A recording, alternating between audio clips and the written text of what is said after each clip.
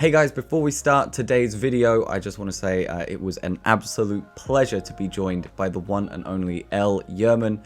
She's really cool. She's a fantastic trans creator and writer. She's currently writing for Some More News, which if you've never checked out is really, really brilliant. It's a great way of looking into the world and all the horrible things that are happening right now. Please check out all of her socials. Her link tree is down below, as well as a list to all of the books that she recommended. So please go and check those out. And of course, please don't forget to subscribe and like and comment. It super helps the channel. Real quick, Ella is definitely going to join us again, so if you have any more questions about identity or about being a writer or about living in New York or about all of the cool things that she does, then please leave a comment below and I'll be sure to send them her way. Thanks so much, guys. Enjoy the video.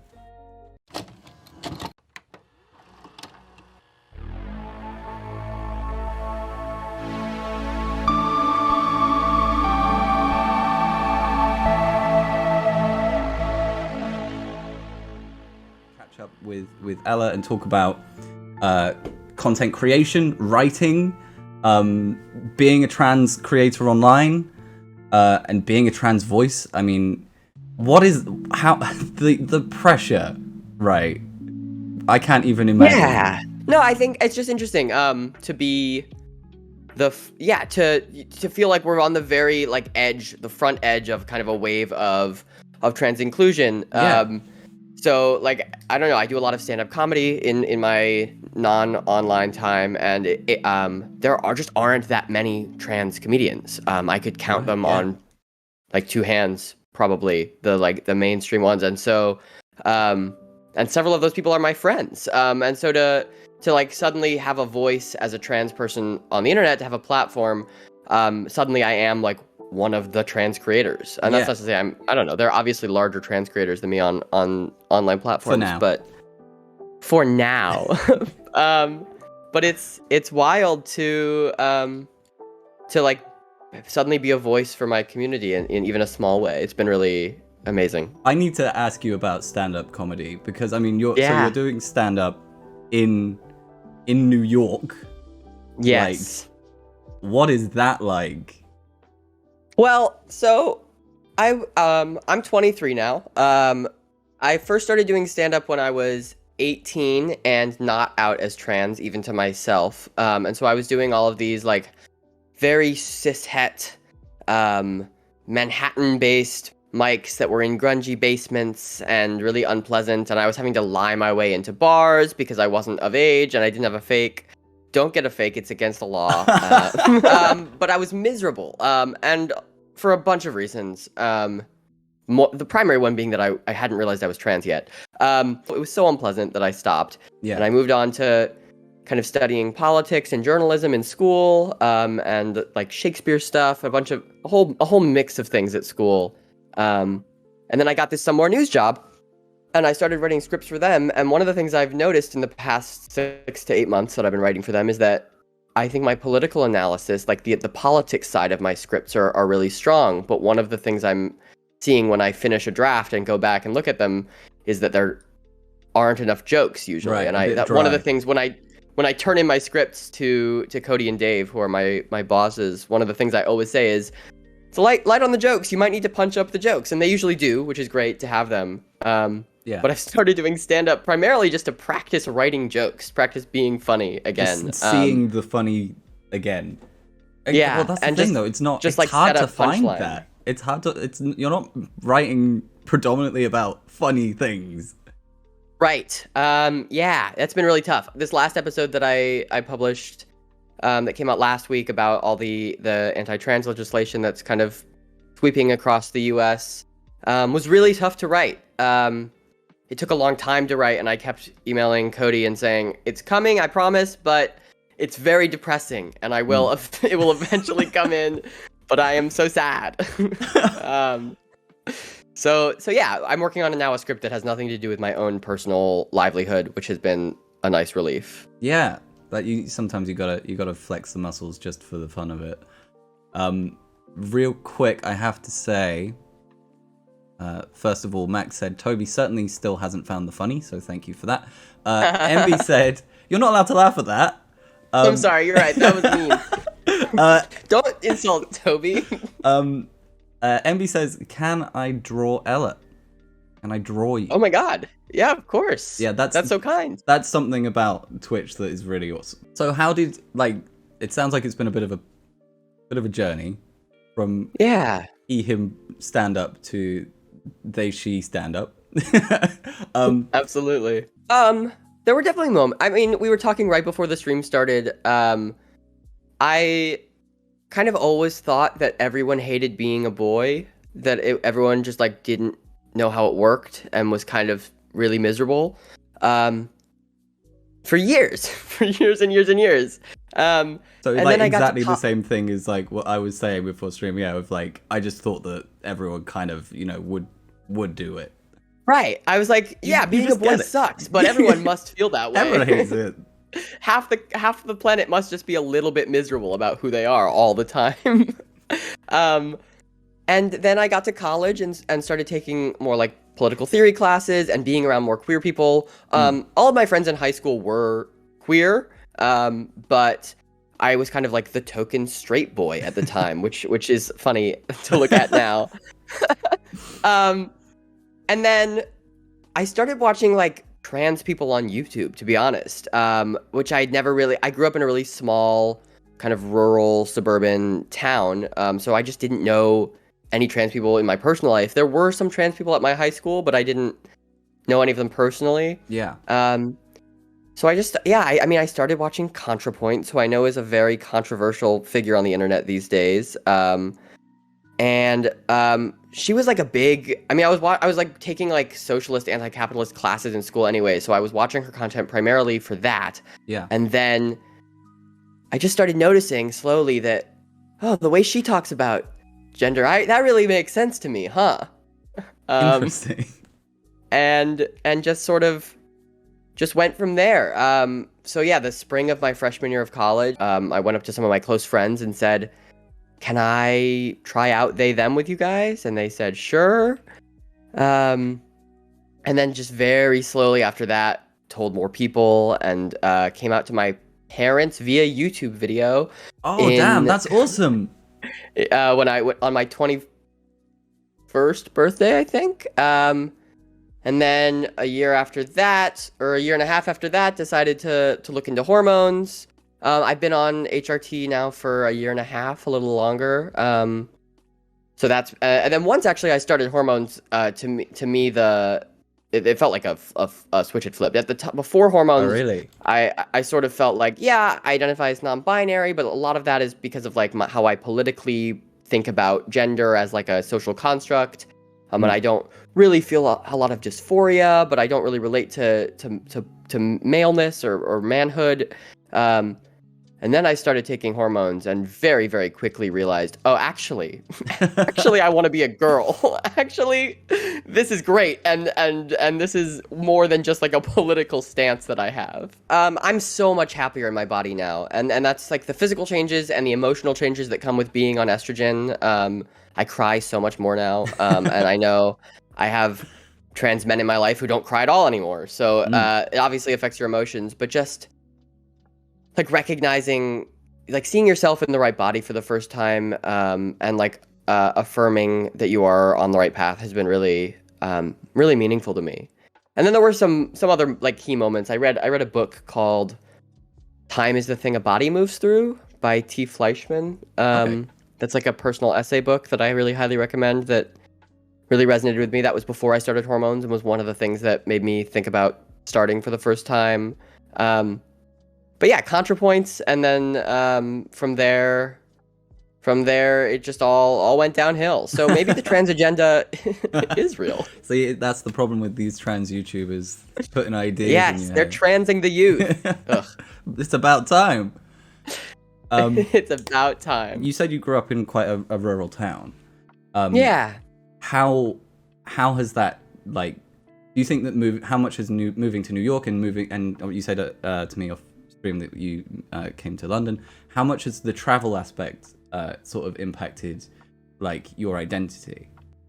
I think a lot. I would like to believe, I do believe that I would still be trans. I would definitely be trans if I still lived in the middle of nowhere, Pennsylvania.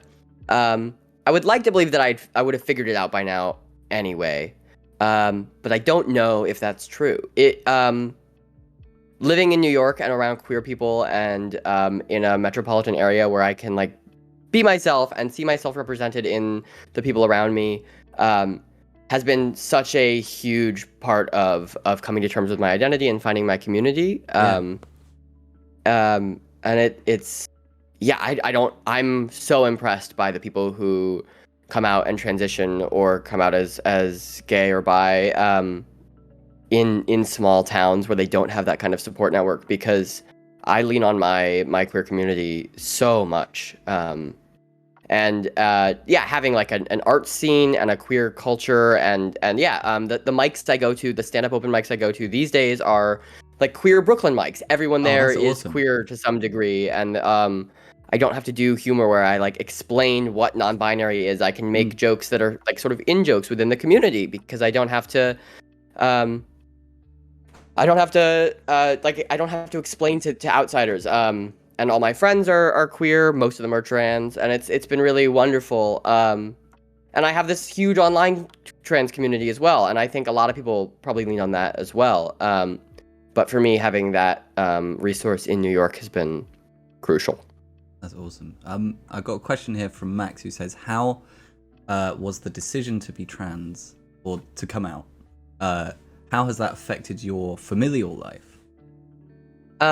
I've been incredibly lucky. My family's been really, really supportive. I know that is not the case for everyone, and if you are someone whose family has been less than supportive, first of all, I'm sorry. Second of all, are we? You can say whatever you want.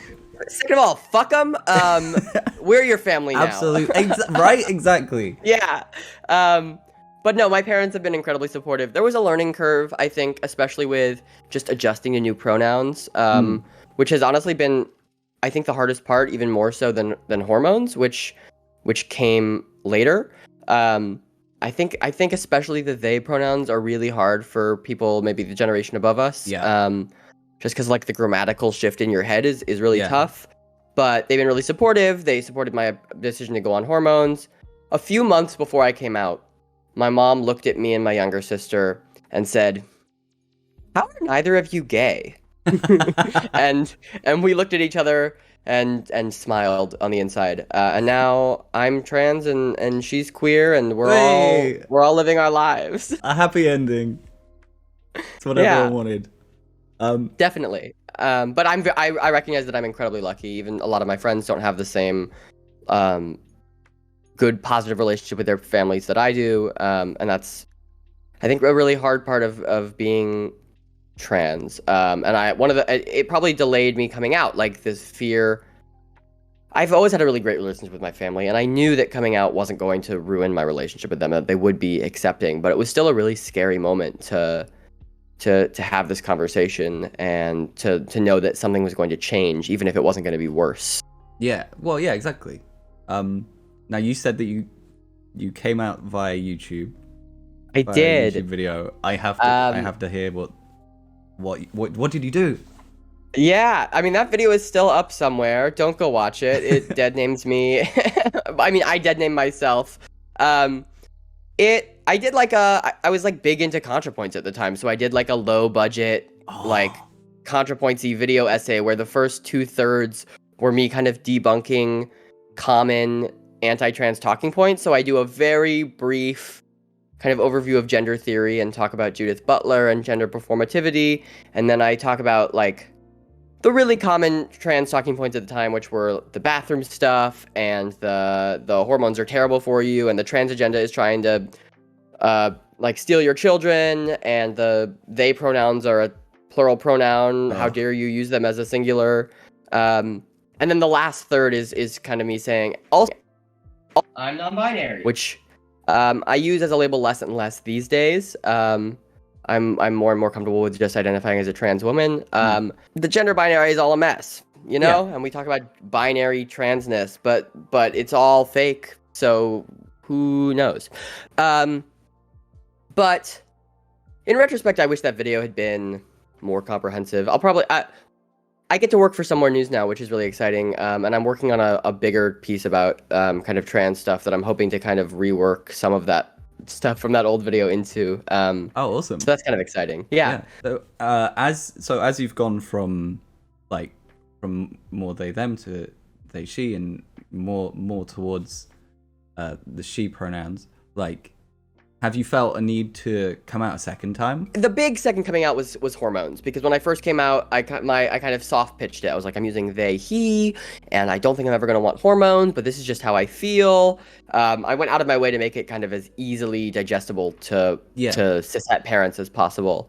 So then when a year and a half later, I said, actually, I think I would like to take life-changing medication forever. That was a big moment.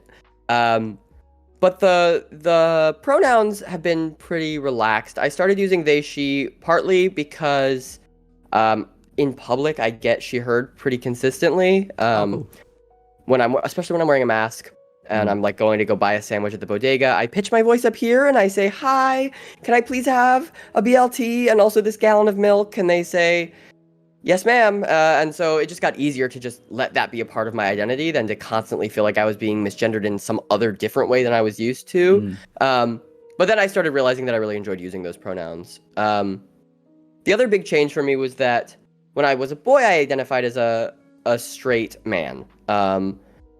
Which was a little bit confusing because people would tell me I was gay, or bullies would tell me I was gay. And I knew that I wasn't gay, and I didn't want to have sex with gay men, but I resonated with queerness. And then when I came out as non-binary, I resonated a lot with lesbianism. I read the book Stonebutch Blues, which is a really kind of seminal lesbian text about a butch lesbian in the 50s, I think. Oh shit. Growing up, really great. A very graphic book. There's a lot of violence. I mean, the lesbian community is still important to me, and that is something I think I'm still allowed to be a part of, like the women loving women community. I now identify as bisexual, is I guess the end of that story, is that I decided, instead of being a non-binary lesbian, that I could just be a bisexual woman, and that would get me the connection to femininity that I was looking for, and also would let me date men without making men feel uncomfortable. And now I'm in an open relationship with a man, and much happier for it. Hell yeah. Yeah. MB asked, what difficulties have you faced as coming out as trans with work?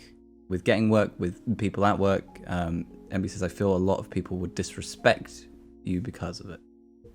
Yeah, absolutely. And luckily my coworkers and the company is very trans inclusive, and my coworkers have all been super kind about using my chosen name and my pronouns. It's been hard, I think, because I haven't done a ton of voice training and I don't spend 8 hours a day doing the kind of like intentionally high-pitched feminine voice.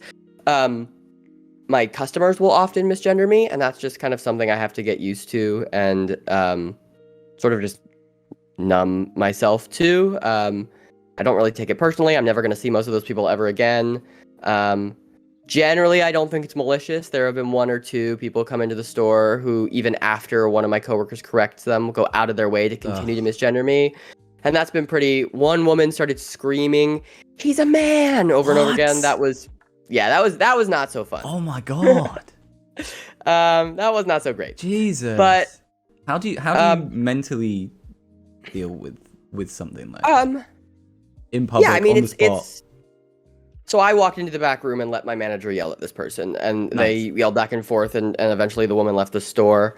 But I don't know. It happens enough on the street and at the register that I just have had to really internalize that other people's opinions of me do not legitimize my gender. A few days ago, I was fighting with Nazis on Twitter and had a kind of similar moment where they all chose to... I've been fighting with Nazis for longer than I've been out publicly as trans. And so this was one of the first kind of real instances where they came for me as like a trans person. And got a lot of quote tweets calling me a man or posting pictures of me. And for one, I think it's very funny that they're making fun of me because I know, or like making fun of my appearance because I know that I pass in public and I know that I'm very pretty. So for them to call me an ugly man is just kind of silly. But also, like, it doesn't matter what they think, right? Gender is like a social construct, but it's also an internal identity, and what really matters is how I feel and how the people I love in my life feel, and my parents are supportive of me, and my friends are supportive of me. And so when I get misgendered at work, it doesn't matter because those aren't the people I care about. Otto in the chat says, I want to come out properly, but I've been outed by my mum to so many people at this point. I don't see the point. What would you say, like, what can you do in that sort of situation to sort of reclaim your own, like, ownership of your own identity again, I guess? Yeah. I think it's worth doing. Yeah. I think coming out is like a moment that we've kind of, well, first of all, it doesn't have to matter. If you don't want it to matter, you don't have to come out. I have plenty of people who kind of just casually came out as like are bisexual but never really made a big deal out of it, or even pronouns, just casually started using other pronouns and never really brought it up. But if it's something that matters to you, I think you should do it.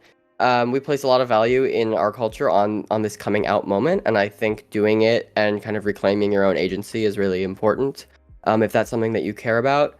And I don't think you should let your mom take that away from you. And if I think you can even make something I'm really big on is like being explicit in our kind of communication. It's one of the reasons I'm polyamorous, or I practice polyamory rather, is that it kind of encourages or even forces you to like say the things that otherwise would remain implied. And I think if something you want to say to your mom is, hey mom, I don't know if you're coming out as trans or bi or gay, but if you want to say, hey mom, I'm queer. Yeah, I think if that's something you want to say to your mom, that, hey, this is meaningful to me that I do this, and it was hurtful to me that you took that away from me, but I'm doing this now, and I want to tell you that I am this. I want to tell the world that I am this. I'm queer. I'm trans. I'm whatever. Then you should. And obviously, having that kind of conversation with your parents is challenging. Yeah. And I don't want to minimize that challenge. But like I think and you both didn't come out until after. I assume also you'd moved out as well by that point. Which was huge for me. Zyph said, "Can I have some coming out as trans advice? I want to come out to my school, but I was outed, and I would like some advice on addressing that." Yeah, I mean, it's kind of a similar kind of question. This is tough because it's not a situation that I encountered. I was really lucky that I kind of came to terms with my own identity and then got to control my own narrative the whole way through for the most part. But I think just communicating, if you want to make a public statement or tell your friends, like, hey, you may have heard this about me, or you definitely heard this about me, but I want you to hear it from me. This is my experience. Because I'm sure when you were outed, it wasn't in like a nuanced, compassionate way of, here's my relationship to gender, here's why I feel these things, here's where I want to be coming forward or moving forward.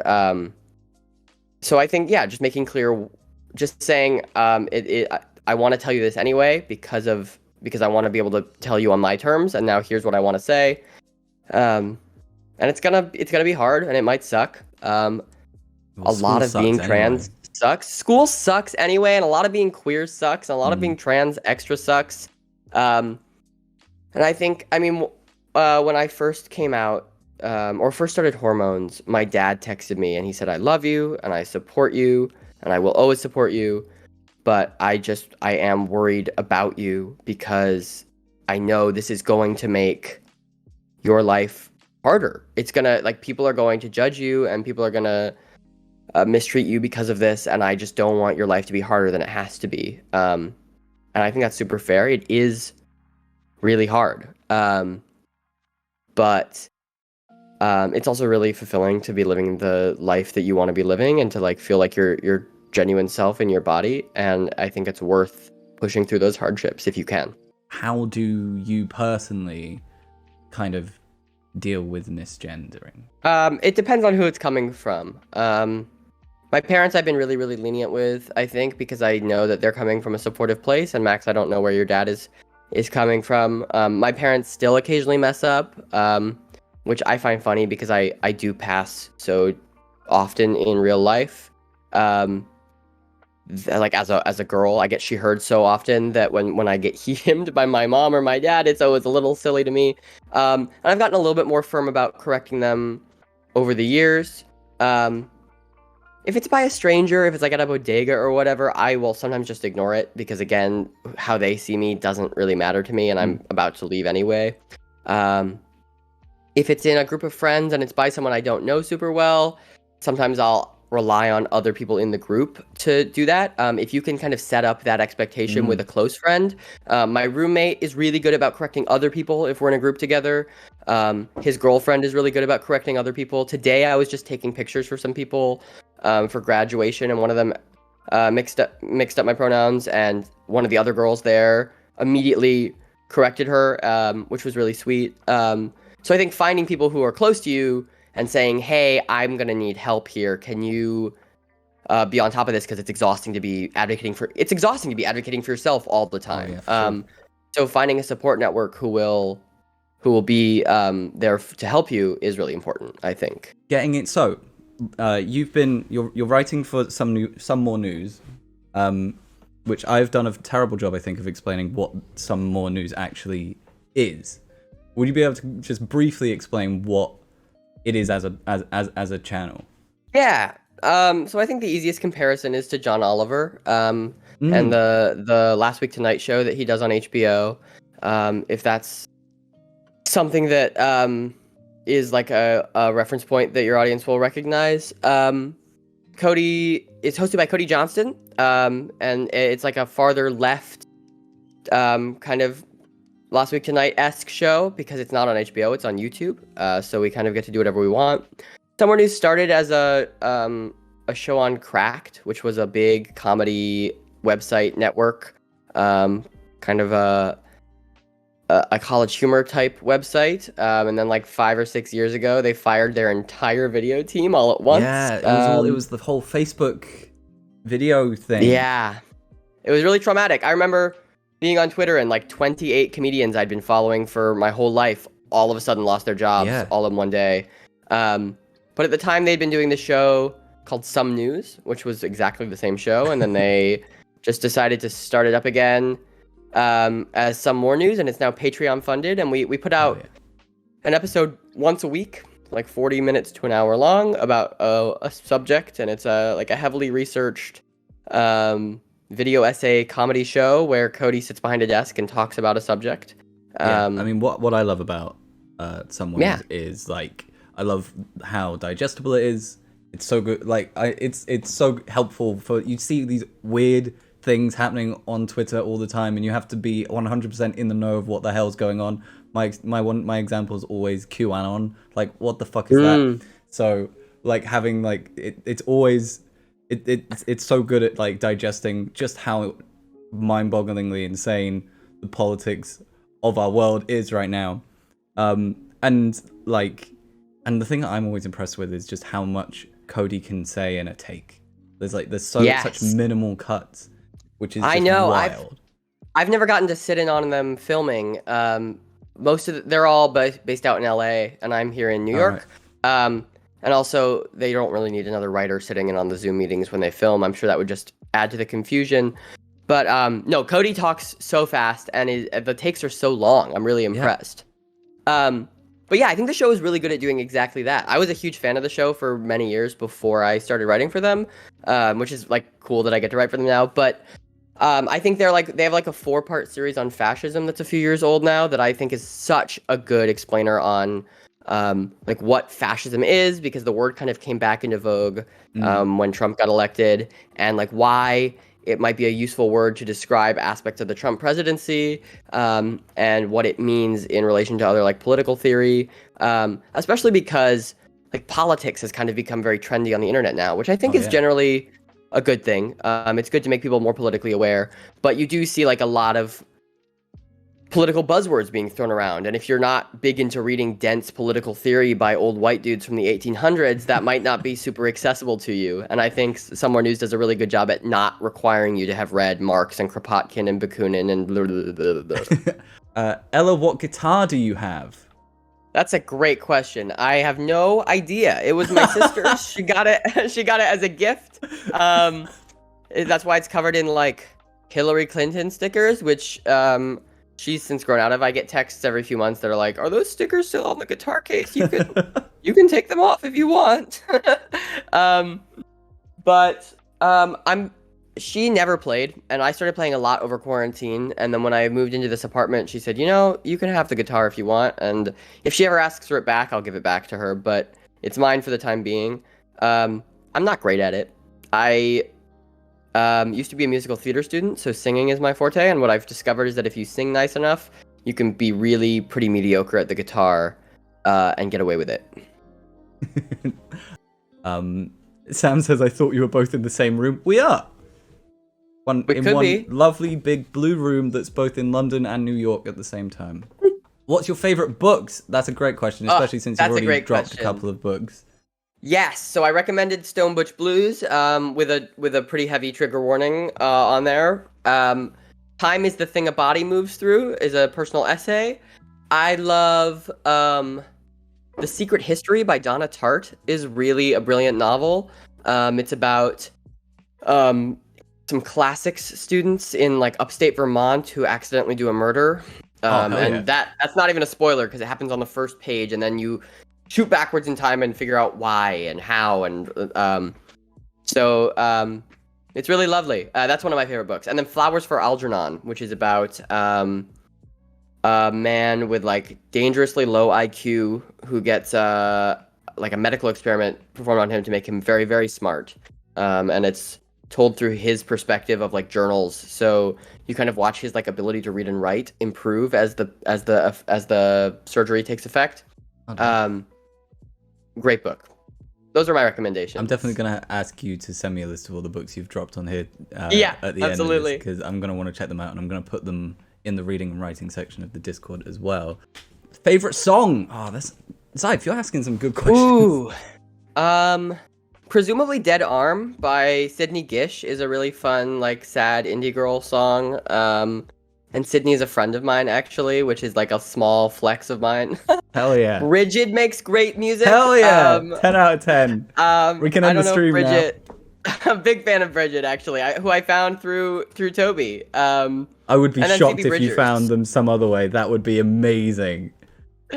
I love Funeral by Phoebe Bridgers. That's my favorite Phoebe song. Big sad song. Love to play it on the guitar. Although I can't do the finger picking yet because I'm not very good at the instrument. But yes, you've dropped that you've done YouTube in the past. Do you still plan on doing more YouTube stuff? YouTube.com/c/L Yurman, ELYURMAN, and then L Yurman on Twitter and L.Yurman on Instagram. Those are all my socials. There you go. That's where you can find me. I figured I should plug myself eventually. Absolutely, and we'll definitely promo the shit out of you at the end of the stream as well. So we're gonna be quiplashing now, which means I'll probably have to get rid of your face on the screen. So say goodbye to Ella's face. Bye, Ella's face. Thank you so much, everyone who joined us for today's video. Again, if you want to ask any questions to Elle, all of her links are in the description, as well as a list of all of the books she recommended. Thank you again to Mess to the Max for being the top patron, and thank you to The Reverie for being the top sub. Thank you so much for all your generous help and support. Also, a huge thank you to Grimbun, the amazing Roo, for being the top donator. So thank you guys for supporting me at the moment. More to come from this channel very, very soon. See you later. Adab and Adia.